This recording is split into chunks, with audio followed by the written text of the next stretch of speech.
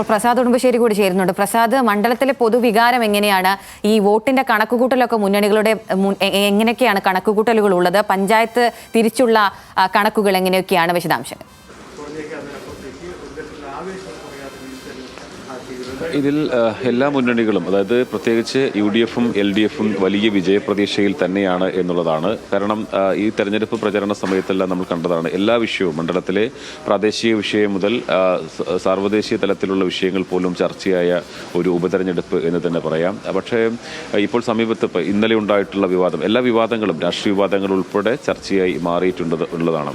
ഇപ്പോൾ ജമാഅത്തെ ഇസ്ലാമിയുമായി ബന്ധപ്പെട്ടുകൊണ്ടുള്ള വിവാദം വന്ന സമയത്താണ് ഇന്നലെ ഇപ്പോൾ RSS-ഉമായി സഹകരിച്ചിരുന്ന എന്ന CPIM സംസ്ഥാന സെക്രട്ടറി MV ഗോവിന്ദന്റെ അഭിമുഖത്തിൽ പറഞ്ഞ കാര്യം വലിയ വിവാദമാകുകയും ചർച്ചയാകുകയും ചെയ്തു. ഇന്നിപ്പോൾ ഏറ്റവും ഒടുവിലുണ്ടായിട്ടുള്ള ഒരു സംഭവം എന്ന് പറയുന്നത് പാലക്കാട് മുണ്ടൂരിൽ കാട്ടാന ആക്രമണത്തിൽ ഒരാൾ മരിക്കുന്ന ഒരു സാഹചര്യമുണ്ടായി. ഇപ്പോൾ നിലമ്പൂരിൽ ഏറ്റവും കൂടുതൽ ഈ പ്രദേശത്തുള്ള ആളുകളെല്ലാം തന്നെ നേരിടുന്ന വലിയൊരു പ്രശ്നം തന്നെയാണ് വന്യജീവി പ്രശ്നം എന്ന് പറയുന്നത്. അപ്പോൾ അതുൾപ്പെടെ, അതായത് ഇന്നുണ്ടായ സംഭവവികാസങ്ങൾ ഉൾപ്പെടെ ഈ മണ്ഡലത്തിൽ ആളുകൾ വോട്ടർമാരിലേക്ക് കൊണ്ടുവരാനുള്ള ശ്രമങ്ങൾ പാർട്ടികളുടെ ഭാഗത്തുനിന്ന് ഉണ്ടാകും എന്നുള്ളത് തന്നെയാണ്. കാരണം ഈ തെരഞ്ഞെടുപ്പ് രണ്ട് മുന്നണികളെയും സംബന്ധിച്ചിടത്തോളം വളരെ നിർണായകമാണ്. കഴിഞ്ഞ 2 തവണയായി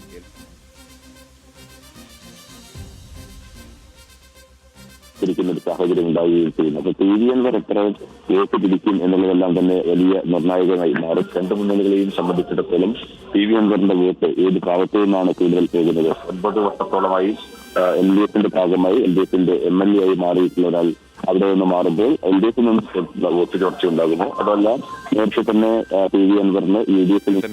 PV Anwarന് UDF-ൽ ഉണ്ടായിരുന്ന ഒരു സ്വാധീനം, ആ സ്വാധീനം ഇപ്പോഴും പഴയ പോലെ നിലനിൽക്കുന്നുണ്ടോ? അവിടെ നിന്ന് കൂടുതൽ വോട്ട് നേടാൻ PV Anwarന് കഴിയുമോ? അങ്ങനെയുള്ള കാര്യങ്ങളെല്ലാം തന്നെ മുന്നണികൾ, അവർ നേരത്തെ പ്രചാരണ രംഗത്ത് PV Anwarമായി ബന്ധപ്പെട്ടുകൊണ്ടുള്ള വിവാദങ്ങളിൽ, അദ്ദേഹത്തിൻ്റെ ആരോപണങ്ങളിൽ ഒന്നും തന്നെ നേരിട്ട് മറുപടി പറയാൻ അത് LDF ആണെങ്കിലും UDF ആണെങ്കിലും തയ്യാറായിരുന്നില്ല. കുട്ടിക്കലാശത്തിൽ പോലും അത്തരത്തിൽ PV Anwarനെ അവഗണിച്ചുകൊണ്ട് തന്നെ പോകാനായിരുന്നു രണ്ട് മുന്നണികളും തീരുമാനിച്ചിരുന്നത്. പക്ഷേ അത് വോട്ടർമാരെ സംബന്ധിച്ചിടത്തോളം PV Anwar നടത്തിയിട്ടുള്ള പ്രവർത്തനങ്ങൾ, അത്തരം കാര്യങ്ങളെല്ലാം തന്നെ എങ്ങനെയാണ് സ്വാധീനിക്കപ്പെടുക എന്നുള്ളതെല്ലാം പ്രധാനമായും ചർച്ച ചെയ്യപ്പെടുന്നത് കൂടിയാണ്. അതുകൊണ്ട് തന്നെ ഈ തെരഞ്ഞെടുപ്പ് രണ്ട് മുന്നണികളെയും സംബന്ധിച്ചിടത്തോളം വളരെ പ്രധാനപ്പെട്ടതാണ്.